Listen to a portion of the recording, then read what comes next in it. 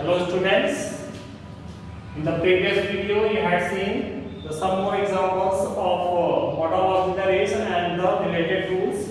In the same way, I am going to tell you the rest of the modal auxiliaries and their uses. So first of all I am going to discuss a very important modal auxiliary, and that is should. So where we can use should.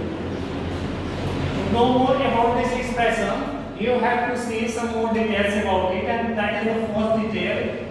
To express, shall is used to express advice, suggestion or obligation. Should is used in the sentence to express the sense of advice, suggestion or obligation. For the example, you can say that you should tell the truth. You should tell the truth.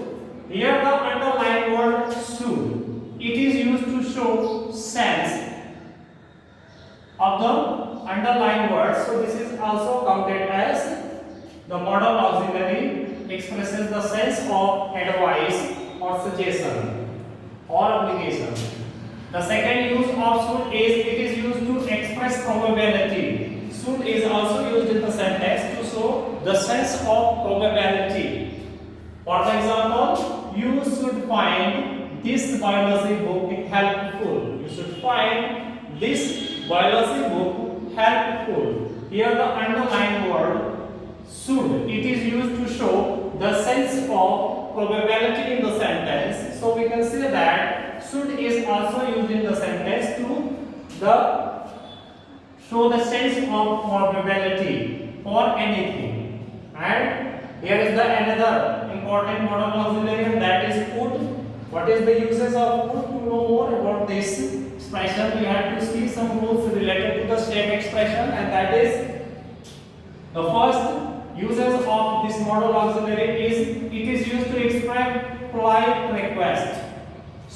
Would is used in the sentence to show the sense of polite request. For example, would you mind helping me carry this heavy box? Would you mind helping me carry this heavy box? Here the underlined word would. It is used to show the sense of polite request in the sentence. So students, we can say that would is a modal auxiliary which is always used to show the sense of polite request in the sentence. The second use of would is it is used to show the sense of express the habitual action. Express the habitual action in the past. Would is also used to show the sense of the habitual action in the past. For example, we can say that when Alex was a small child, he would eat all the fruits, and now he is very fussy. When Alex was a small child, he would. Here the underlined word would. It is used to show the sense of habitual action in the past. So we can say that the modal auxiliary would is used in the sentence to show the sense of the underlined expression habitual action. And here is the third uses of the same modal auxiliary would, and that is would is also used to express probability. Would is used to express the sense of probability in the sentence. For example, that would be the postman. He normally comes at this time. Here the underlined word would. It is used to show the sense of probability in the sentence. So we can say that the particular underlined modal auxiliary would is used in the sentence to show the sense of probability. And here is the sentence related to the same expression. The next important modal auxiliary is must. Must is used. The first use of this modal auxiliary is must is used to express obligation. You have to consider the underlined word obligation. Must is used to show the sense of obligation. For example, here is the first example, that is you must stand up when the national anthem is stand up when the national anthem is played. Here in the particular sentence, the underlined word must. It is used to show the sense of obligation in the sentence, what we want to do. So we can say that the modal auxiliary must is used in the sentence to show the sense of obligation. And the next use of this modal auxiliary must is, here is the second use of must, and it is used to express necessity. Must is also used to show the sense of necessity. Necessity. For the example, here is the first example of the topic, that is, you must telephone your father immediately. You must telephone your father immediately. Here the underlined word must. It is used to show the sense of necessity in the sentence. So we can say that the particular modal auxiliary must is used in the sentence to show the sense of necessity. Here is the third use of the modal auxiliary must, and that is, it is used to express probability. Must is the modal auxiliary which is also used to show the sense of probability. For the example, here is the first example of this rules, and that is, the ground is slippery. The ground is slippery. It must have run. Here the underlined word must. Here the underlined word must is the modal auxiliary which is used to show the sense of probability in the sentence. Because the ground is looks slippery, and it is the probability that it might have rain. And the next important modal auxiliary is need. So we have to know the uses of modal auxiliary need. The first uses of the modal auxiliary is, need is used to denote necessity or obligation. You have to consider the underlined words. Students, we have to consider the underlined words. That the modal auxiliary need is used to denote the sense of necessity or obligation in the sentence. For the example, here is the first example, and that is, Maya need not go to the garden. Maya need not go to the garden. Here is the particular sentence, the underlined word need. It is used to show the sense of the necessity in the sentence. So we can say that the modal auxiliary need is used in the sentence to show the sense of necessity. And here is the second example, and that is, do I need to help him? Do I need to help him? Here the underlined word need. It is the modal auxiliary, and it is used to show the sense of obligation.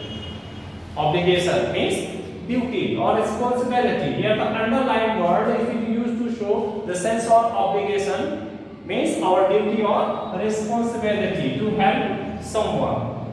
Do I need to help him? Here the underlined word need, it is used to show the sense of obligation. So we can say that it is the modal auxiliary which is used in the sentence to show the sense of obligation as well.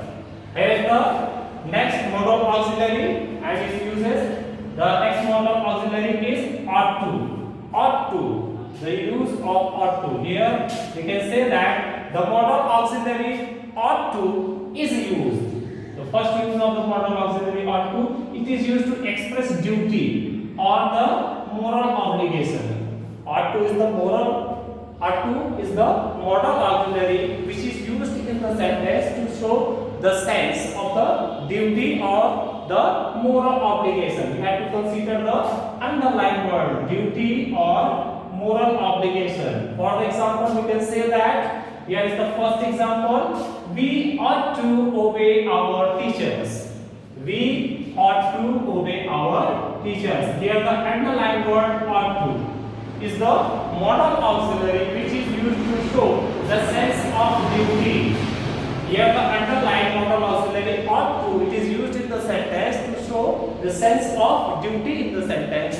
So we can say that the modal auxiliary ought to is always used in the sentence to show the duty. It is also used as the expression of the moral obligation. Here is the second sentence, and that is we ought to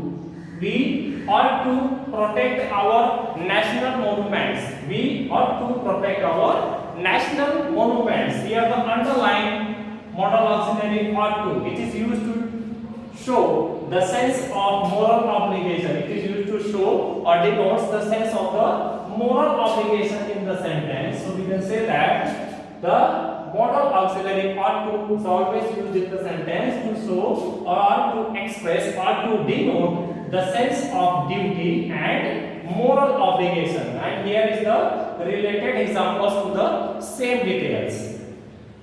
The next important modal auxiliary is used to. Used to. The first use of the used to is it is used to indicate something that was a habit. That was a habit. It is used in the sentence to show the sense of habit, but has been discontinued. Here is the sentence. For the example, she used to learn, read and write. She used to learn, read and write. Here the underlined word used to. It is used to show the sense of habit in the sentence, that what she needs to do. So we can say that used to is the modal auxiliary which is used in the sentence to show the sense or to denote the sense of habit of something or some person. Here is the next modal auxiliary, and that is dare.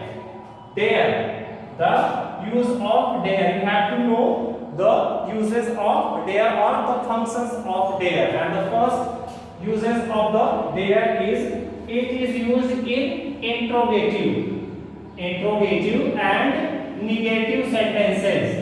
Dare is used in interrogative and negative sentence where the implication is to be bold enough. Where is to be implication to be bold enough. You have to consider the underlying words, students. Implication is to be bold enough means not afraid of doing something. The particular underlying words shows the sense that it needs dare not, it is there, not afraid of doing something. So we can say that this is the use of the dare, modal auxiliary dare, and the example of the same topic is how dare you say so. How dare you say so. Here the underlined word show the sense of not afraid of doing something. The particular underlined word expresses that not afraid of doing something. So we can say that there is the modal auxiliary which is used to show the sense in the sentence, not dare to say something, not afraid of doing something, is very bold enough.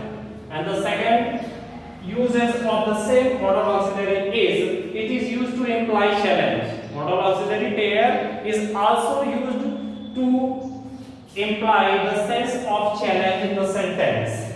For the example, we can say that I dare you to finish up the whole ice cream. I dare you to finish up the whole ice cream. Here the underlined word dare, it is used to show the sense of not afraid of doing something in the sentence. So we can say that the particular underlined modal auxiliary dare is used in the sentence to show or to imply the sense of challenge, as well as it is used in the interrogative and negative sentence to show the sense of not afraid of doing something.